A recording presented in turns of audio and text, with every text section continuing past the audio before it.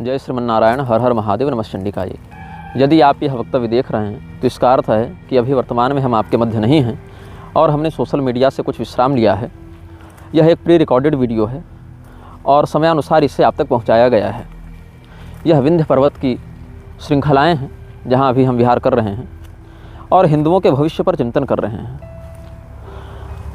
लोकतंत्र के कारण हिंदू ऐसे संकट में पहुंच गया है जिससे निकलना बड़ा कठिन है। भविष्य में, निकटतम भविष्य आपको युद्ध की ओर ले जाएगा। आपके पास लड़ने के लिए न पर्याप्त जनसंख्या है, न पर्याप्त संसाधन है, न पर्याप्त शस्त्र हैं। सरकार का कहना है कि 20,000 रुपये से अधिक कोई किसी को फ्रेंडली लोन भी नहीं दे सकता है कैश में। उसके लिए आपको बैंक का आश्रय लेना पड़ेगा और किसी भी साइबर फ्रॉड का बहाना करके, चाहे 1 रुपये का भी क्यों न हो, अगर किसी 5वें 6ठे लेयर में भी आपके अकाउंट में आया हो तो सरकार आपके बैंक अकाउंट को फ्रीज कर देगी। सरकार को हर चीज़ में केवल टैक्स चाहिए। सरकार आपको हथियार रखने देगी नहीं। सरकार की पुलिस अपनी जान बचाएगी या आपकी जान बचाएगी। सरकार आपके पास पैसा भी रहने नहीं देगी। सरकार आपके बैंक अकाउंट के पैसे को कभी भी फ्रीज कर लेगी। कुल मिलाकर हिंदू भगवान के भरोसे ही जीवित है और इस स्थिति में कोई भी राष्ट्र उन्नति नहीं कर सकता है, कोई भी राष्ट्र सुरक्षित नहीं रह सकता है। अब इन सबों के पीछे जो मूल कारण है, मूल समस्या है, वह है लोकतंत्र। और लोकतंत्र का नियंत्रण अपने हाथ में रखने वाले भ्रष्ट राजनीतिक दल, राजनीतिक पार्टियां। आप कैश में भले राजनीतिक पार्टियों को चमदा दें, उस पर कोई हिसाब नहीं होगा, कोई उस पर इनकम टैक्स नहीं लगेगा। लेकिन अगर आप अपने मित्र को इलाज के नाम पर भी 21,000 रुपये कैश में दे दें तो सरकार आपको जेल में डाल सकती है। ऐसा वित्त मंत्रालय का कथन हो गया। हमने जब म्लेच्छराज श्रृंखला बनाई थी तो लोगों ने मेरा मजाक उड़ाया, लोगों ने हमारा उपहास किया, मेरी उन बातों को तथ्य न मानकर कल्पना या हमारा मनोरोग मान लिया, या कहा कि तुम तो ईसाई और इस्लाम के पुस्तकों में बताए हुए काल्पनिक पात्रों को लेकर लोगों को डरा रहे हो। ऐसी बात नहीं है। अभी एप्स्टीन फाइल जो है वो जब रिलीज हुई थी, आप सबों को स्मरण होगा कि कैसे नरभक्षी लोग जो किसी देश के राष्ट्रपति हैं, एक ऐसे बलात्कारी लोग जो किसी देश के प्रधानमंत्री हैं, उन सब का नाम उसमें आने लगा। तब जाकर लोगों को यह महत्व पता चला कि हम जो कहते थे म्लेच्छराज के विषय में वो कोई कल्पना नहीं थी, उसका यथार्थ से संबंध था। कई मामलों में जो हमारा विरोध करते थे वो भी इस बात पर विश्वास और चिंतन करने के लिए विवश हुए। अग्नि पुराण के 16वें अध्याय का वचन है कि धर्म कंचुक संवीता अधर्म रुचयस्तथा मानुषान भक्षयिष्यन्ति म्लेच्छाः पार्थिव रूपिणः।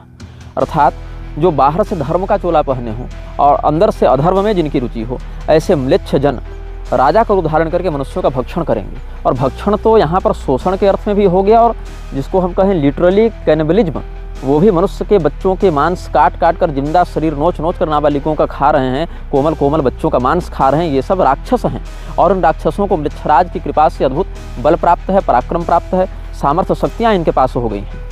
और इनसे लड़ने के लिए तुम्हारे पास न पर्याप्त संस्कार है, न पर्याप्त संसाधन है। जो लोग हमारे प्रति श्रद्धावान हैं उनको हम बता दें कि वर्तमान में कोई भी मठ इनके संक्रमण से बचा हुआ नहीं है। आप चाहे शंकराचार्यों की शरण में रहें, रामानुजाचार्यों की शरण में रहें, मध्वाचार्यों की शरण में रहें, हर जगह राजनेताओं के पॉलिटिकल धन के कारण, पॉलिटिकल इन्फ्लुएंस के कारण म्लेच्छराज का कब्जा हो चुका है।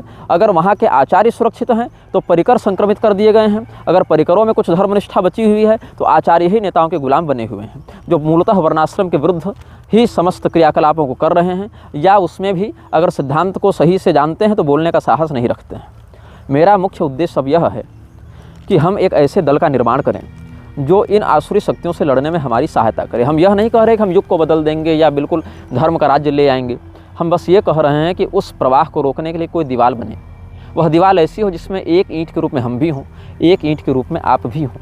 एप्स्टीन फाइल्स के बाद बहुत से ऐसे मैसेज आए, बहुत से ऐसे कॉल आए, बहुत से ऐसे टिप्पणियों को हमने पढ़ा जिसमें स्पष्ट रूप से लोग यह मांग कर रहे थे कि हमें कुछ ऐसा साधनात्मक रूप से करना पड़ेगा। अब आप कहेंगे कि इस सब बातों को यूट्यूब फेसबुक पर क्यों कहा जा रहा है, क्या इससे म्लेच्छराज नहीं जानेगा? बात ऐसी है कि म्लेच्छराज तो बिना यूट्यूब फेसबुक पर डाले भी जानेगा।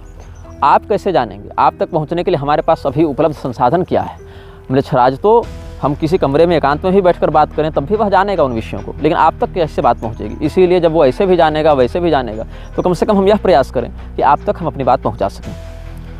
हम आप सबों से एक आशा करते हैं, सबों से मतलब जो सनातनी अपने जीवन में कुछ करना चाहते हैं इस विषय में। हमने एक योजना बनाई है और उस योजना का सारगर्भित रूप हम आप सबों के समक्ष अभी प्रस्तुत करेंगे। योजना ऐसी है, महर्षि पराशर के पिता जो महर्षि शक्ति थे, उनको कलमाशपाद ने राक्षस रूप में भक्षण कर लिया। उन्होंने एक यज्ञ किया था जिसको कहते हैं रक्षो यज्ञ या रक्षसत्र। समस्त राक्षसों के विनाश का संकल्प लेकर उन्होंने एक दिव्य यज्ञ किया था, जिसका फल यह हुआ कि राक्षस बहुत आयत से मरने लगे। बाद में वशिष्ठ जी और पुलस्त्यादि पुलहादि महर्षियों के कहने पर उन्होंने बंद कर दिया था, लेकिन हुआ था ऐसा एक प्रयोग। उसके बाद आज से लगभग 21,000 वर्ष पहले क्षेमक के पुत्र प्रद्योत ने, जिसको चंड प्रद्योत भी कहा जाता है, ऐसे चंड प्रद्योत नाम का कालांतर में बाद में कलयुग में भी राजा हुआ, वो मैं नहीं कह रहा, मैं कह रहा हूँ क्षेमक के पुत्र प्रद्योत ने एक म्लेच्छ यज्ञ किया था समस्त म्लेच्छों के विनाश के लिए। उस समय भी म्लेच्छों की बहुत हानि हुई थी उस यज्ञ के कारण, और 21,000 साल पहले हुआ था। उसके बाद से आज तक भारत में कभी भी म्लेच्छ यज्ञ के नाम से मेरी जानकारी में कोई ऐसा बड़ा प्रयोग नहीं हुआ है। वो देवर्षि नारद ने करवाया था।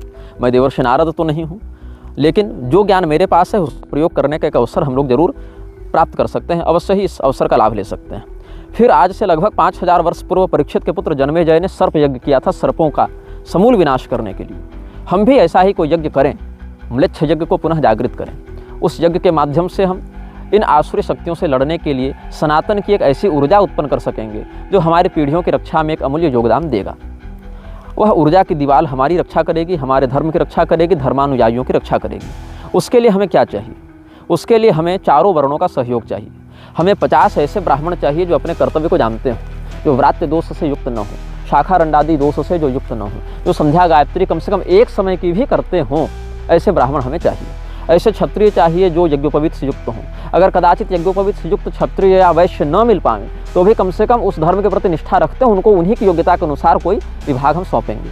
50 ब्राह्मण, 50 क्षत्रिय, 50 वैश्य और 50 शूद्र, चारों वर्णों से शूद्र के अंतर्गत हम कुछ वर्ण संकरों को भी सम्मिलित करेंगे। ये अधिकाधिक अपने कर्म में निष्ठा रखने वाले हों तो इनको प्राथमिकता दी जाएगी। हाँ, जो ब्राह्मण हों वो प्रयास करें कि अपने घर के इकलौते न हों, क्योंकि इस प्रयोग में हो सकता है उन पर भी कुछ विपरीत प्रभाव पड़े। चारों वर्णों का एक साथ समन्वय करते हुए हम म्लेच्छ यज्ञ करने का विचार कर रहे हैं, लेकिन अभी नहीं, इसमें समय लगेगा, क्योंकि अभी हमने लगभग 3,000 पुस्तकें मंगाई हैं।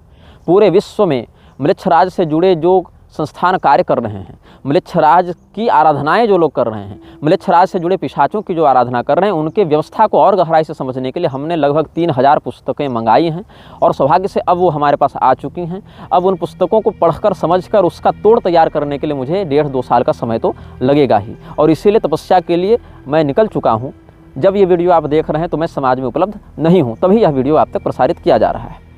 अब आपको क्या करना है इसमें? अभी तब तक आपको अपनी अधिकाधिक ऊर्जा को बढ़ाना है, अपने जीवन को अधिक से अधिक सात्विक बनाना है, कलिनाशन मंत्र का अधिक से अधिक जप करना है। जो कलिनाशन मंत्र हमने म्लेच्छराज के इन्फिनिटी एपिसोड में आपको दिया था, अनंत एपिसोड में आपको हमने दिया था, आप सब जानते हैं। उसमें कही गई बातों को कैसे पेंस्टीन फाइल में लोगों ने सत्य घटित होते देखा, कैसे छोटे छोटे बच्चों का बलात्कार करके नवजात शिशुओं के भ्रूण को खाया जा रहा था, कैसे जॉफ्री एपिस्टीन ने अपने बैंक अकाउंट का नाम बाल रखा था। आपको याद होगा, स्मरण होगा, म्लेच्छराज सीजन 1 के 13वें एपिसोड में हमने बाल पिशाच के बारे में बताया था, जो कि म्लेच्छराज का सेनानायक है, जो म्लेच्छराज का सेनानायक 3 मस्तकों वाला है। तो मैं यह चाहता हूँ कि प्रतिदिन 50 रुपया एक व्यक्ति जमा करे। 200 व्यक्ति हमें चाहिए, 50 रुपया एक व्यक्ति जमा करे। यदि आप उस यज्ञ में ऐसे शरीर सहयोग नहीं कर सकते तो फिर आप अपने अर्थ से सहयोग कर सकते हैं, लेकिन अर्थ शुद्ध होना चाहिए, किसी नकारात्मक ऊर्जा से वह अर्थ अर्जित नहीं किया जाना चाहिए। 50 रुपया रोज करते हैं। अगर मान लीजिए कि आपके पास कोई दुर्गुण है, अवगुण है, आप मान लीजिए कि पान मसाला खाते हैं, गुटखा खाते हैं, उसको धीरे धीरे कंट्रोल कीजिए, नियंत्रित कीजिए, उस पैसे को यहाँ जमा करते रहिए, धर्म के लिए उसका प्रयोग कीजिए। 50 रुपया अगर रोज़ जमा कर रहे हैं, अगर अधिक कर सकते हैं तो अधिक भी कर सकते हैं, लेकिन कम से कम इतना करें।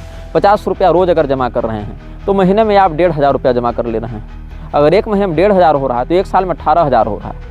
चलिए उस 18,000 को हम 15,000 ही मानकर चलते हैं, तो 15,000 रुपये अगर आप एक साल में जमा कर रहे हैं एक व्यक्ति होने पर, 200 व्यक्ति अगर जमा करें तो वर्ष भर में इतना धन अवश्य हम अर्जित कर लेंगे कि एक विशाल यज्ञ को 15 दिन तक हम संपादित कर सकें।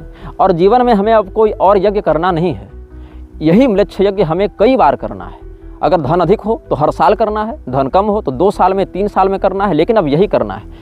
कलयुग से टकराने के लिए, उन पैशाचिक शक्तियों के विनाश के लिए एकजुट होकर चारों वर्ण एक साथ आएँ और अपने स्वधर्मगत ऊर्जा का प्रयोग करें।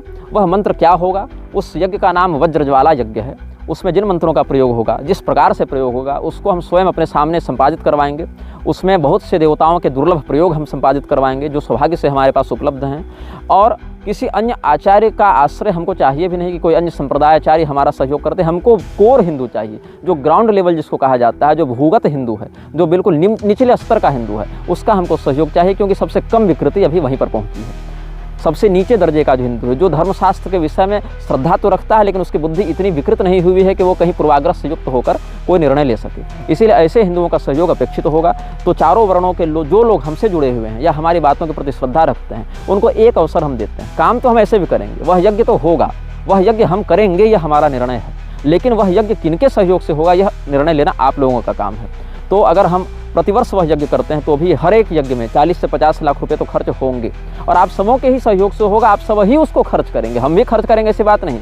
आप ही वह धन एकत्र करके वह खर्च करेंगे, इस संकल्प के साथ कि म्लेच्छराज और उसके गुलामों का विनाश हो और म्लेच्छराज की शक्तियाँ अधिक से अधिक कम हो। हम पूर्णतया तो उसको मार नहीं सकते, लेकिन उसकी शक्तियों को इतना क्षीण अवश्य कर सकते हैं कि उसका प्रभाव हमारी पीढ़ियों पर न पड़े, हमारे धर्म पर न पड़े। जितने बड़े बड़े नेता हैं हमने देख लिया, जितनी पार्टियां हैं हमने देख लिया, जितने बड़े बड़े मठाधीश बैठे हैं उनको भी हमने देख लिया। काम उधर से होना नहीं है, उधर संक्रमण अधिक बढ़ गया है। काम यहाँ से होना है और हम अपने हिस्से का काम करेंगे। आपके पास एक अवसर है कि आप अपने हिस्से का काम कब करें, कैसे करें, क्योंकि जब युद्ध छिड़ेगा तो तपस्या और धर्म की ऊर्जा ही आपकी रक्षा करेगी। सरकार, पुलिस और बैंक में पड़ा फ्रीज पैसा आपकी सुरक्षा नहीं करेगा। इसीलिए इस अवसर का लाभ लें, और जो लोग इच्छुक हैं वो धीरे धीरे समयानुसार हमसे जुड़ेंगे। हम ये नहीं कहते कि तुरंत जुड़ो, तुरंत मत जुड़ो। पहले तुम साल 2 साल अपने जीवन को सदाचार पूर्वक तैयार करो। जो लोग आज दुराचारी हैं वो दुराचार का परित्याग करके सदाचारी बने। धन संग्रह करो और धर्म के अनुसार धन का संग्रह करो, और उसके बाद जब यज्ञ होगा उसके 2-4 महीने पहले हम उद्घोषणा करेंगे। उस समय सब आप लोग प्रकट होकर